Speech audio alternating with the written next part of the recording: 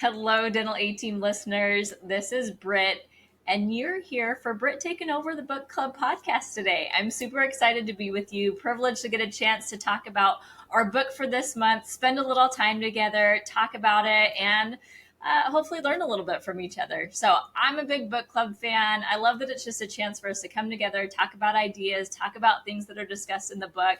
And I love even hearing your feedback on the podcast on how it goes. So, welcome to Book Club Podcast. Let's get into it. This month, the book for book club is You Can Heal Your Life by Louise Hay. Now, this is a book, she wrote it back in like mid 80s. So, back around the time that self help was kind of getting started, she was one of the first that kind of gained some popularity in the self help realm. And this is one of her books that she started that out with. So, I love digging into these books. When it comes to things self help, I'm a big fan. One thing I love about it, though, is kind of reading through it. And when we read through these books, it's kind of like challenging ideas of what are they saying? Do I agree with it? And ultimately, kind of like picking out what are the pieces that are helpful to you and like taking those pieces along the journey with you. So, with this book, Louise talks about some good concepts in here. Really, a lot of it comes back to like we manifest what we think, right? So, our brains are extremely powerful and they have a big impact on our life in a lot of different ways.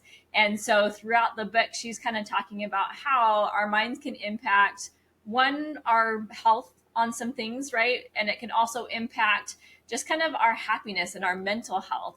And I think there's some things that have been learned since she originally wrote this book, but I think some of the like core principles within it stand true even to this day. We know, right, in this day and age, we know stress can definitely impact our health, right? So the better we are at managing stress, the stronger we get mentally and more resilient, then it's going to help us to be healthier than if we let that stress ultimately impact us. So really, a lot of those principles do ring true. Some of them might be a little extreme on her end, in my opinion, but there's a lot of good things to take away. Like I said, I love reading these types of books and kind of picking out the pieces that I agree with, that I'm like, yep, that's something that I definitely, can implement within my life, or like something really good to think about.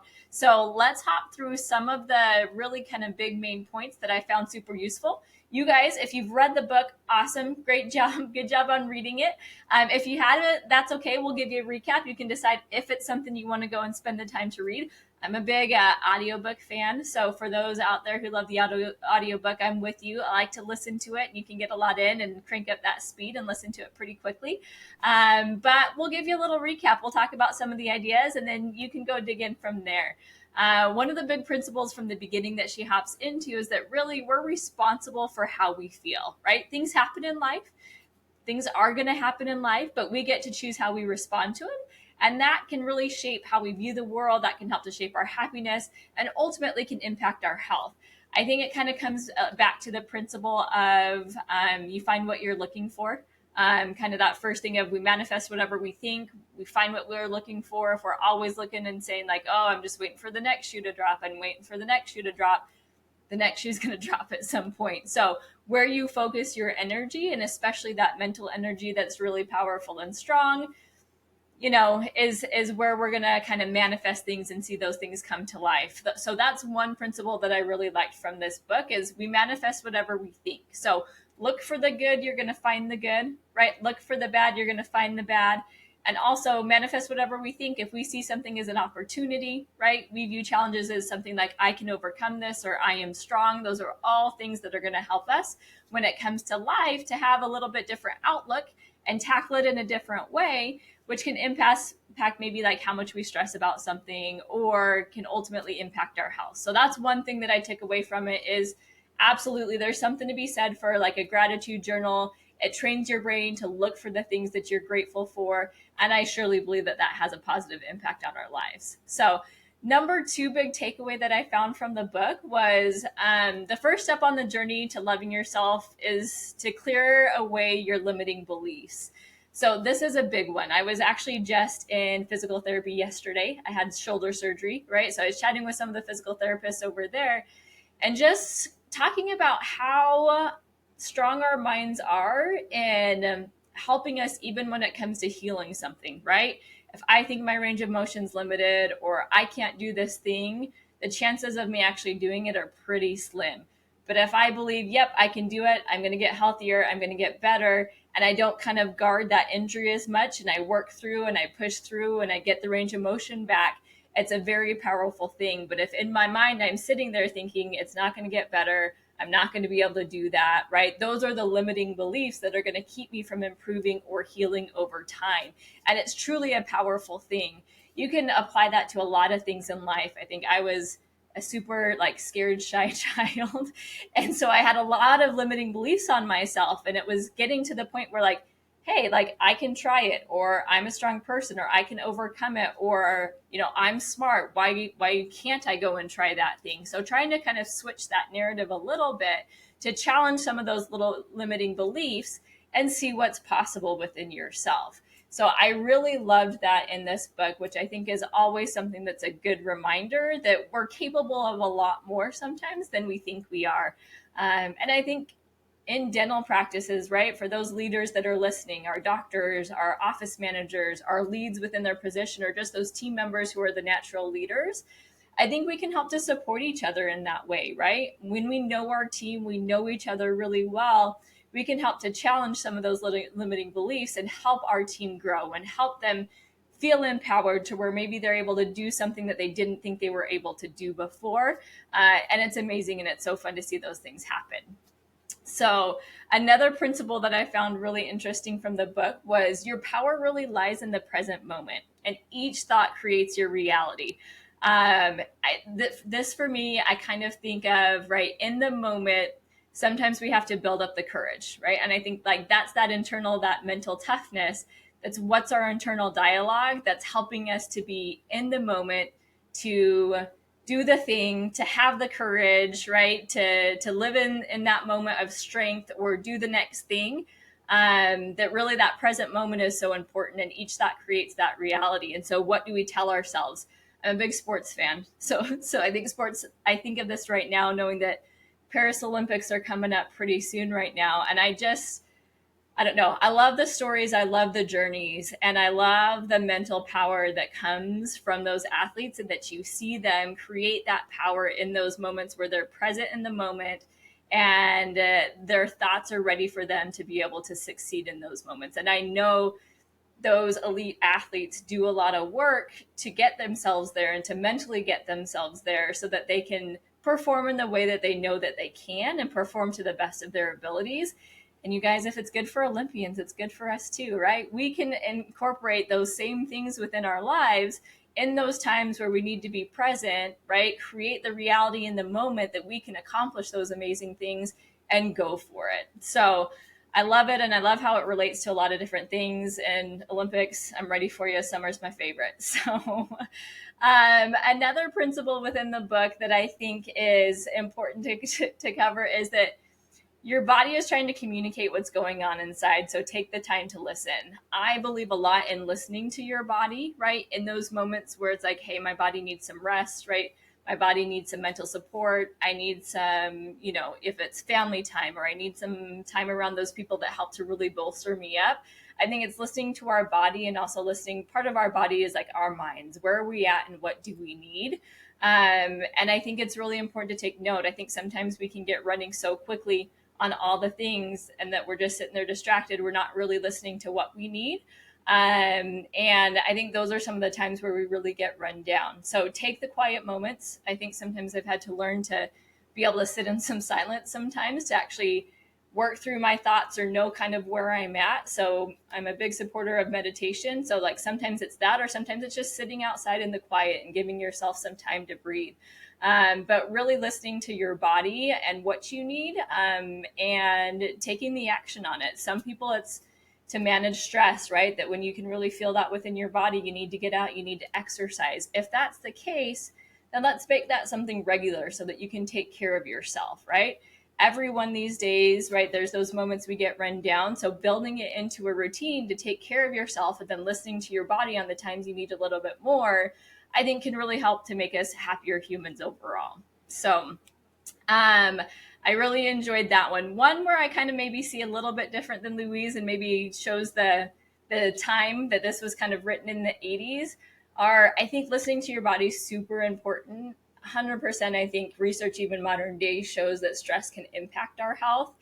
Some of the ties she makes to specific things as far as mental or struggles, things like that, resulting in a specific physical ailment. I'm no doctor, I'm no psychologist, so like I will own that 100%. But I think it definitely can impact our health, but maybe not in like the direct linear way that she kind of describes on a few things. So I don't know, read it, see what you think.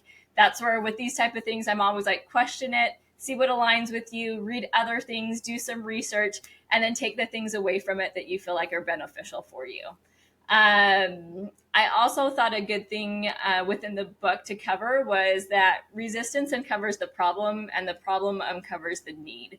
So let's dig into that a little bit. Some of the areas where we feel resistance to something, right? We're hesitant on something, we're not confident in something, where we feel that kind of either that mental resilience that we're coming up against means that there's something there that's holding us back. And I think this ties a little bit to our right? Like our reality and what we're in and being in the present moment. That reality can be that resistance. So sometimes it's passing those limiting beliefs and moving past them. So that can be the resistance we feel, that there's something there that's holding us back. What is it that's holding us back? And if we can uncover what's holding us back, then we can either evaluate and say, like, all right, like that's my limit, I'm good there. Or no, that's just a limiting belief. I need to reframe that, restructure it so that I can move past it. So I think that's something that's helpful and useful as well, that can come in those quiet moments where you're like, all right, why am I feeling resistance to this? How can I work through it? Is it something I want to work through? And what's the solution to it? So, and then I think that in order to change, you must really like release the past and what you were, release, and that's part of releasing, I think, those limiting beliefs, and look for the future, right? I think all of us as human beings, for ourselves and for others, allowing the opportunity to change and to grow as human beings is something that I always love. It's so much fun to watch in people. It's great that we are adaptable human beings and we can grow and develop in a lot of different ways. And so I do enjoy in this book, it's kind of digging into, all right, what are the things that are holding us back, right? What are the things mentally? Are there some physical, showings of the stress or the mental things that are going on that we want to address? And knowing that you can make some changes, whether that's individually, you can make some changes, right? Listening to books are a great way, taking that quiet time, being able to evaluate, or whether you need to like talk to someone and work it out and have them help you work past some of those limiting beliefs. But human beings are adaptable, and that's one of the amazing things, and we can definitely change. So I think there's a lot of good things to gain from here. And whenever we're talking about, especially our mental shaping our physical, the impact that our mental can have, some good ways to help us reframe things, or some good ways to get us on the right track mentally of thinking in the way that we want to, are positive affirmations or something, some sort of statement, something that's getting you thinking, I am strong, or I can do hard things, or life is fantastic, I'm so grateful for the life that I have. It's kind of what's that narrative that you have running in the background, that reel that's running in the background of your mind, and is that reality, or do we need to switch some of it? And that's where some of those daily affirmations or positive affirmations, however often you say them, can help us just to retrain that. Doesn't mean we're not acknowledging what reality is, but it's challenging what we're thinking, how we want to view things. And if we want to view things differently, then let's start saying that to ourselves and have that be the narrative that's running in the background to help us succeed.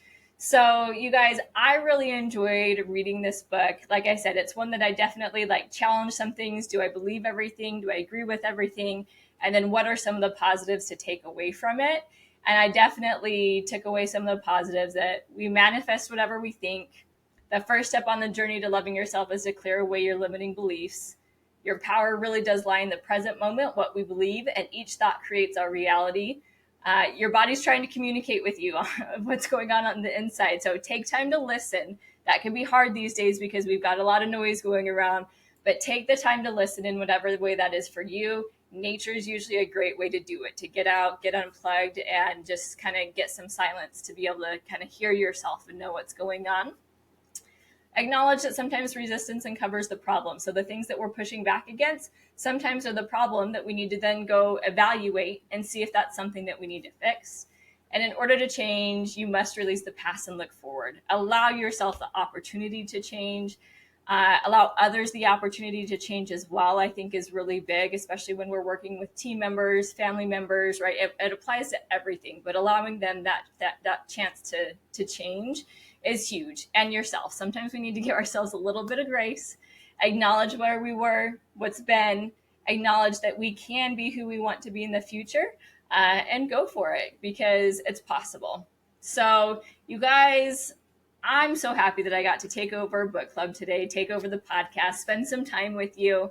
And that wraps up the Dental A Team podcast today. So let us know what you think. We love hearing from our listeners. Drop us a 5-star review or email us over at hello@thedentalateam.com. Thanks so much for listening, and we'll catch you next time on the Dental A Team podcast.